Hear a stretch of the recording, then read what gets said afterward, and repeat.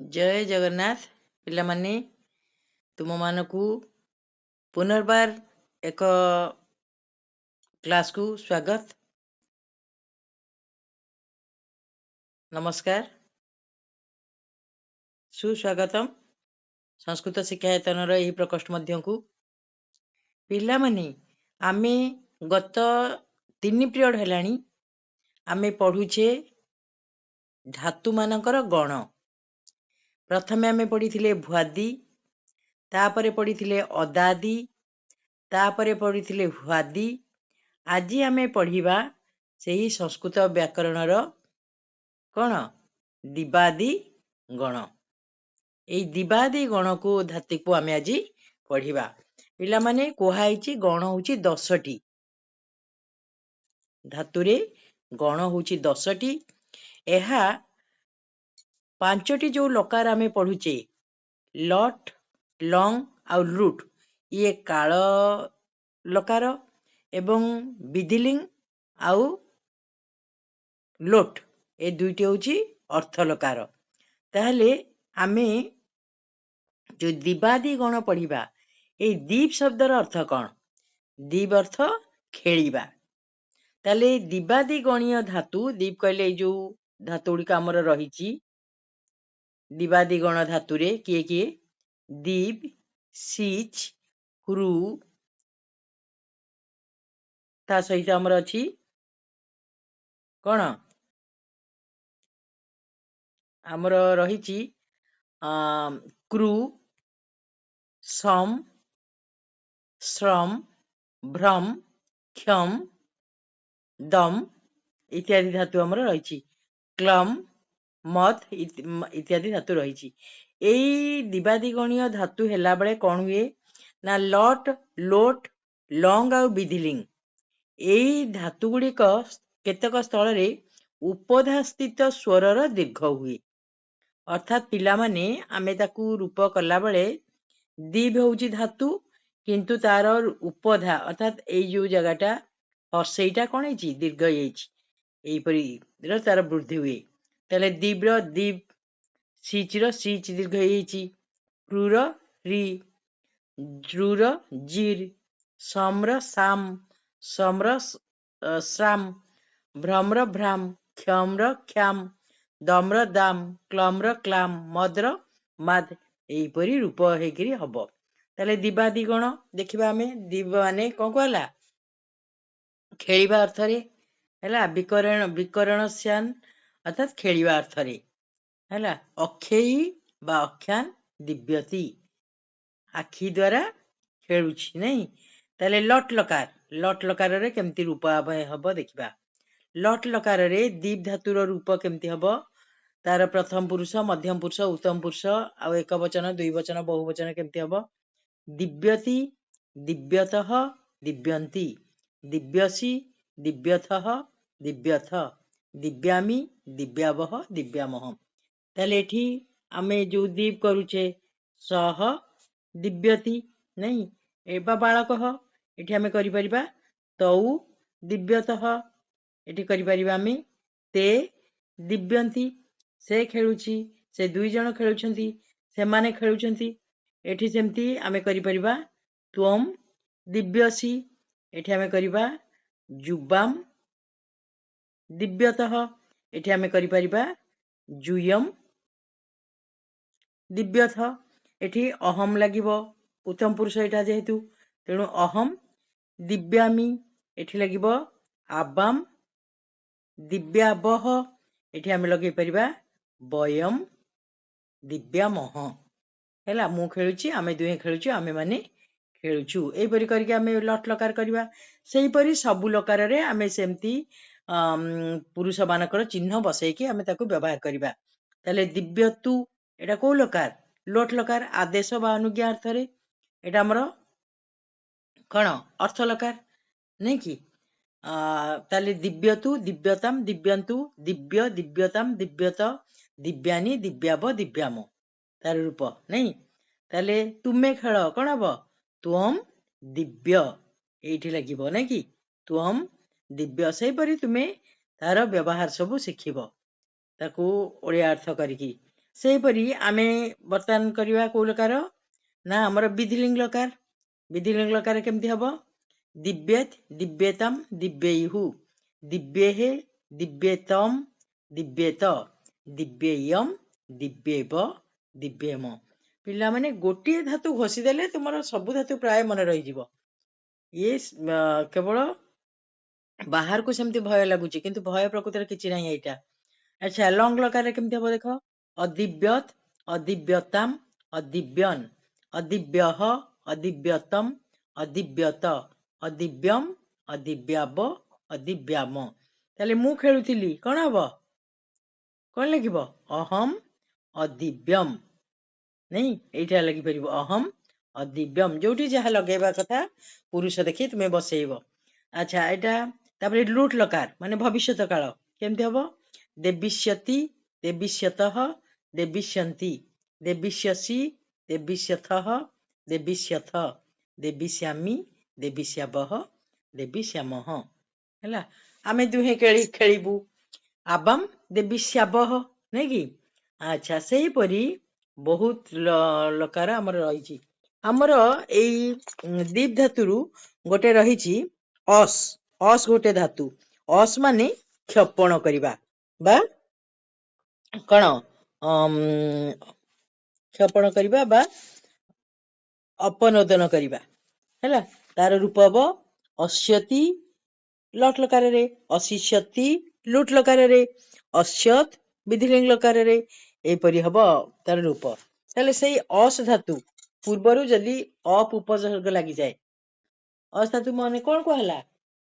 ଅସ୍ ଧାତୁ ହେଲା ଅପନୋଦନ କରିବା ବା କ୍ଷେପଣ କରିବା। ତାହେଲେ ଅସ୍ ଧାତୁ ପୂର୍ବରୁ ଯଦି ଅପ ଉପସର୍ଗ ଲାଗିଯିବ, ତାର ଅର୍ଥ ହେଇଯିବ ଅପସାରଣ କରିବା, ଅପାସ୍ୟତ୍। ହେଲା, ଯଦି ଅତି ଉପସର୍ଗ ଲାଗିଯିବ ଅସ୍ ଧାତୁ ପୂର୍ବରୁ, ତାହେଲେ ସେଟା ଅତ୍ୟସ୍ୟତି, ଶାସ୍ତ୍ରମ୍ ଅତ୍ୟସ୍ୟତି, ଅର୍ଥାତ୍ ଅଭ୍ୟାସ କରିବା। ଯଦି ଅସ୍ ଧାତୁ ପୂର୍ବରୁ ନି ଲାଗିଯିବ, ତାହେଲେ ନିକ୍ଷେପ କରିବା ବା ନ୍ୟସ୍ତ କରିବା। ପିଲାମାନେ ଦେଖ, ଉପସର୍ଗ ଗୁଡିକ ଲାଗିଗଲେ କେମିତି ପରିବର୍ତ୍ତନ ଧାତୁ ହେଇଯାଉଛି, ଆମେ କେତେ ଅର୍ଥ ତାର କରିପାରୁଛେ। ଯଦି ଅସ୍ ଧାତୁ ପୂର୍ବରୁ ସମ୍ ଆଉ ନି ଉପସର୍ଗ ଲାଗିଯିବ, ତାହେଲେ ସନ୍ନ୍ୟସ୍ୟତି ଏଇପରି ରୂପ ହବ। ସଂଯୋଗ ଅର୍ଥରେ ବା ସଂକ୍ଷେପ ଅର୍ଥରେ, ସମାସ ଅର୍ଥରେ, ସମାସ ମାନେ ସଂକ୍ଷେପ, ତାହେଲେ ସଂକ୍ଷେପ ଅର୍ଥରେ ସେ ହବ ସେହିପରି। ସେହିପରି ଇଷ୍ୟତି ଗତୁ ଅର୍ଥରେ ଇଷ୍ୟତି, ଏସିଷ୍ୟତି ଲୁଟ୍ ଲକାରରେ ହବ। ଅନୁ ଯଦି ଲାଗିଯିବ ଇସ୍ ଧାତୁ ପୂର୍ବରୁ, ଇସ୍ ମାନେ ଗତଉ, ଅନୁ ଯଦି ଲାଗିଯିବ ତାହେଲେ ଅନ୍ୱେଷଣ କରିବା। ଇସ୍ ଗୋଟେ କଣ? ଦିବାଦୀ ଧାତୁ, ତେଣୁ ଯଦି ତା ପୂର୍ବରୁ ଲାଗିଯିବ ଅନୁ ଉପସର୍ଗ, ତାହେଲେ ତା ଅର୍ଥ ହେଇଯିବ ଅନ୍ୱେଷଣ କରିବା। କ୍ଷମ ଗୋଟେ ଧାତୁ, ଦୀପ ଧାତୁ ପରି ହବ, ତାହେଲେ ତା ଅର୍ଥ ହଉଛି ସହିବା। କ୍ଷମ ଧାତୁ ସହିବା, ଯେମିତି ସାଧୁହୁ ଦୋଷମ୍ କ୍ଷମ୍ୟତି, ସାଧୁ ସମସ୍ତ ଦୋଷକୁ କଣ କହନ୍ତି? ସହିଯାଆନ୍ତି। ସେମିତି ବ୍ୟଧ୍, ବ୍ୟଧ୍ ମାନେ କଣ? ପୀଡା ଦେବା। ଏଟା ବି ଦୀପ ଧାତୁ ପରି ହବ, ବ୍ୟଧ୍ ମାନେ ପୀଡା ଦେବା। ବିଦ୍ୟତି ଶତ୍ରୁମ୍ ସୁରଃ, ହେଲା, ବୀର ଶତ୍ରୁକୁ କଣ କରୁଛନ୍ତି? ପୀଡା ଦେଉଛନ୍ତି। ଶ୍ଲିଷ୍ ଧାତୁ, ଶ୍ଲିଷ୍ ଏଇ ଦୀପ ଧାତୁ ପରି ହବ। ଶ୍ଲିଷ୍ ଧାତୁ ମାନେ ମାତା ପୁତ୍ରମ୍ ଶ୍ଲିଷ୍ୟତି, ମାନେ ଆଲିଙ୍ଗନ କରିବା ଅର୍ଥରେ। ହେଲା, ଆଶ୍ଲିଷ୍ୟ ହେଲା ଆଲିଙ୍ଗନ କରିବା ଅର୍ଥରେ। ଆଉ ସେମିତି ବି ଉପସର୍ଗ ଶ୍ଲିଷ୍ ଧାତୁ ପୂର୍ବ ଯଦି ଲାଗିଯିବ, ତା ଅର୍ଥ ହେଇଯିବ ବିୟୋଗ, ବିଶ୍ଳେଷତି। ଯଦି ଶ୍ଲିଷ୍ ଧାତୁ ପୂର୍ବରୁ ସମ୍ ଲାଗିଯିବ, ତାହେଲେ ସଂଯୋଗ ଅର୍ଥରେ, ଅର୍ଥାତ୍ ସିଲାଇ କରିବା। ସିଚ୍ ହେଲା ସିଲାଇ କରିବା, ସମ୍ ହେଲା ସଂଯୋଗ କରିବା। ବୁଝିପାରୁଛ? ଏହିପରି ଉପସର୍ଗ ଲାଗିଗଲେ ସବୁ ଧାତୁ କେମିତି ପରିବର୍ତ୍ତନ ହେଇଯାଉଛି। କୁପ୍, କୁପ୍ ହଉଛି କ୍ରୋଧ ଅର୍ଥରେ, ହେଲା, ଅକର୍ମକ କ୍ରୋଧ ଅର୍ଥରେ। କୁପ୍ୟତି ମାତା ଶିଶବେ, କୁପ୍ ଧାତୁ ଯୋଗେ ଚତୁର୍ଥୀ ବ୍ୟକ୍ତି ହୁଏ, ତେଣୁ କୁପ୍ୟତି ମାତା ଶିଶବେ, ମା ଶିଶୁ ଉପରେ ରାଗୁଛନ୍ତି, କ୍ରୋଧ କରିବା। କ୍ଲମ୍ ଧାତୁ, କ୍ଲମ୍ ମାନେ କ୍ଲାନ୍ତ ହେବା। କ୍ଲାମ୍ୟତି ଶିଶୁହୁ, ଶିଶୁଟି କ୍ଲାନ୍ତ ହୋଇଯାଇଛି। ହେଲା, କ୍ଲିମ୍, କ୍ଲିମ୍ ମାନେ ଓଦା ହେବା। କ୍ଲିଦ୍ୟତି ବାରିଣା ବସ୍ତ୍ରମ୍, ବସ୍ତ୍ର ଦ୍ଵାରା, ବାରି ଦ୍ଵାରା ବସ୍ତ୍ରଟି ଓଦା ହେଇଯାଇଛି। କ୍ଷୁବ୍, କ୍ଷୁବ୍ ମାନେ ବିଚଳିତ ହେବା। ହେଲା, ଜୃ, ଜୃ ମାନେ ଜୀର୍ଣ୍ଣ ହେବା ବା ନଷ୍ଟ କରିବା। ବୁଝିପାରୁଛ କେତେ ଧାତୁ ଅଛି ଦିବ୍ୟାଦି ଧାତୁ। ଗୋଟିଏ ଧାତୁ କରିଦେଲେ ସବୁ ଧାତୁର ରୂପ ତମେ କରିପାରିବ। ତୃପ୍ ମାନେ ତୃପ୍ତି ହେବା। ନାଗ୍ନି ସ୍ତୁପ୍ୟତି କାଷ୍ଠାନାମ୍, କାଠ ଦ୍ୱାରା ଅଗ୍ନି କେବେ ତୃପ୍ତ ହୁଅନ୍ତି ନାହିଁ। ତ୍ରସ୍ ମାନେ ଡରିବା ହେଲା। ଦମ ମାନେ ଦମନ କରିବା। ଦମ୍ୟତି ମୁନିଃ, ମୁନି ଶାନ୍ତ ହେଇଯାନ୍ତି, ଦମନ କରନ୍ତି। ଆଚ୍ଛା, ଦୁଷ୍ୟତି ପାପାତ ଦୁଷ୍ୟତି ଲୋକଃ, ଦୁସ୍ ଧାତୁ। ସେମିତି ଦୁସ୍ ପୂର୍ବରୁ ଯଦି ପ୍ର ଲାଗିଯିବ ତାହେଲେ ପ୍ରଦୂଷିତ ହେଇଯିବ ହେଲା। ଦ୍ରୁପ୍ ମାନେ ଗର୍ବ କରିବା। କୋ ନ ଦୃପ୍ୟତି ହେଲା, କିଏ ଗର୍ବ ନ କରେ। ଆଚ୍ଛା, ହୃଦ୍, ହୃଦ୍ ମାନେ ଦ୍ରୋହ, ଦ୍ରୋହ ମାନେ ଦ୍ରୋହ କରିବା, ବିଦ୍ରୋହ କରିବା। କସ୍ମୈ ଅପି ନ ଦ୍ରୁୟାତ୍, କାହାରିକୁ ଦ୍ରୋହ କର ନାହିଁ। ନସ୍ ମାନେ ନଷ୍ଟ ହେବା ହେଲା। ଯଦି ନସ୍ ପୂର୍ବରୁ ପ୍ର ଲାଗିଗଲା ତାହେଲେ ଶ୍ରୁତି ଭ୍ରଂଶାତ୍ ପ୍ରଣଶ୍ୟତି ହେଲା, ବୁଦ୍ଧି ଭ୍ରଂଶ ରୁ ନଷ୍ଟ ହେଇଯାଏ। ନୃତ୍, ନୃତ୍ ମାନେ ନାଚିବା ହେଲା। ନୃତ୍ୟନ୍ତି ଶିଶବଃ ସାନନ୍ଦମ୍ ନୃତ୍ୟନ୍ତି, ଶିଶୁମାନେ ଆନନ୍ଦର ସହିତ ନାଚୁଛନ୍ତି। ସେମିତି ଭ୍ରମ୍, ଭ୍ରମ୍ ମାନେ ବୁଲିବା। ଏସବୁ ଦିବ୍ୟାଦି ଗଣୀୟ ହେଲା। ମଦ୍, ମଦ୍ ମାନେ ବିହଳିତ ହେବା, ମୋହଗ୍ରସ୍ତ ହେବା। ସାଧୁହୁ ମାଦ୍ୟତି, ସାଧୁ ମୋହଗ୍ରସ୍ତ ହେଇଛନ୍ତି ଭଗବାନଙ୍କ ସ୍ତୁତିରେ। ମଦ୍ ଧାତୁ ପୂର୍ବରୁ ଯଦି ଉତ୍ ଲାଗିଯିବ ତାର ହବ ଚିର ବିକାର ଅର୍ଥରେ ପ୍ରକାଶ ପାଇବ। ମଦ୍ ଧାତୁ ପୂର୍ବରୁ ଯଦି ପ୍ର ଲାଗିଯିବ ତାହେଲେ ପ୍ରମାଦ ଅର୍ଥରେ ହେଲା ତାହା ପ୍ରୟୋଗ ହବ। ସେମିତି ମୁହୁ, ମୁହୁ ମାନେ ମୋହଗ୍ରସ୍ତ ହବା ହେଲା। ରାଧ୍, ରାଧ୍ ମାନେ ନିଷ୍ପନ୍ନ ହେବା। ଏହିପରି କଣ ଆମେ ସବୁ ରୂପ କରିପାରିବା ଦୀପ୍ ଧାତୁ ପରି। ସେହିପରି ଅନିଷ୍ଟାଚରଣ କରିବା। ଗୁରଉ ଅପରାଧତି ମୂର୍ଖଃ, ସମ ମାନେ ଶାନ୍ତ ହେବା ହେଲା। ନି, ଯଦି ସମ୍ ଧାତୁ ପୂର୍ବରୁ ନି ଲାଗିଯିବ ତାହେଲେ ତା ଅର୍ଥ ହେଇଯିବ ନିସମ୍ୟ, ନିସମ୍ୟ ମାନେ ଶୁଣିବା। ସେମିତି ସୁଧ୍, ସୁଧ୍ ଧାତୁ ମାନେ ଶୁଦ୍ଧ ହେବା। ବୁଝିପାରିଲ, ସବୁ ଦୀପ୍ ଧାତୁ ଭଳିଆ ହବ। ଶୁଷ୍, ଶୁଷ୍ ମାନେ ଶୁଖି ଯିବା, ଶୁଷ୍କତି। ଶ୍ରମ ମାନେ କଣ, ଶ୍ରମ କରିବା ବା ପରିଶ୍ରମ କରିବା ବା କ୍ଳାନ୍ତ ହେବା। ବୁଝିପାରୁଛ କେତେ ଧାତୁ ହେଇଯାଉଛି ଆମର। ସିଦ୍ଧ୍, ସିଦ୍ଧ୍ ମାନେ ଫଳ ଲାଭ କରିବା। ଉଦ୍ୟମେନ କାର୍ଯ୍ୟାଣି ସିଦ୍ଧ୍ୟନ୍ତି, ଅର୍ଥାତ୍ ଉଦ୍ୟମ ବା ପରିଶ୍ରମ କଲେ କାର୍ଯ୍ୟ ସିଦ୍ଧି ହୁଏ। ସ୍ନେହୀ ମାନେ ସ୍ନେହ କରିବା। ସ୍ୱିଦ୍ ମାନେ ଘର୍ମାକ୍ତ ହେବା, ସ୍ୱେଦତି। ହୃଷ୍ ମାନେ ଆହ୍ଲାଦିତ ହେବା। ଏହିପରି କଣ ଆମେ ଦୀପ୍ ଧାତୁ ଗୁଡିକ କରିପାରିଲେ। ସେମିତି ଦୀପ୍ ଧାତୁର ଆତ୍ମନିପଦୀ ରୂପରେ କେମିତି ହବ। ଆମେ ତ ସେଗୁଡିକ ପରସ୍ମୈପଦୀ ଧାତୁ ପଢିଲେ ଏତେ ଗୁଡିଏ ଧାତୁ। ଏବେ ଆତ୍ମନିପଦୀ ଧାତୁ କେମିତି ହବ ନା, ଆତ୍ମନିପଦୀ ଦୀପ୍ ମାନେ ଜାତ ହେବା ଅର୍ଥରେ, ଅକର୍ମକ ହେଲା। ତାହେଲେ ତାର ଲଟ୍ ଲକାର ହବ ଜାୟତେ, ଜାୟେତେ, ଜାୟନ୍ତେ, ଜାୟସେ, ଜାୟଥେ, ଜାୟଧ୍ୱେ, ଜାୟେ, ଜାୟାବହେ, ଜାୟାମହେ ହେଲା। ତାର ତ କର୍ତ୍ତା କୁହାଯାଇଛି କେମିତି ବସେଇବ। ଲୋଟ୍ ଲକାରରେ ଜାୟାତାମ୍, ଜାୟେତାମ୍, ଜାୟନ୍ତାମ୍, ଜାୟସ୍ୱ, ଜାୟେଥମ୍, ଜାୟଧମ୍, ଜାୟେଇ, ଜାୟାବହୈ, ଜାୟାମହେ। ବୁଝିପାରିଲ।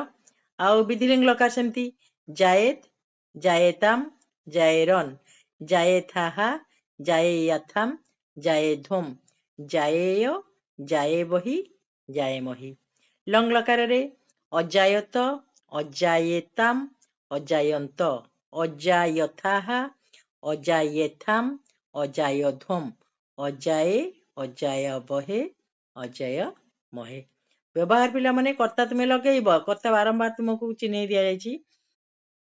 ସେମିତି ତାର ଲୁଟ୍ ଲକାରରେ ଜନିଷ୍ୟତେ, ଜନିଷ୍ୟେତେ, ଜନିଷ୍ୟନ୍ତେ, ଜନିଷ୍ୟସେ, ଜନିଷ୍ୟଥେ, ଜନିଷ୍ୟଧ୍ୱେ, ଜନିଷ୍ୟେ, ଜନିଷ୍ୟାବହେ, ଜନିଷ୍ୟାମହେ।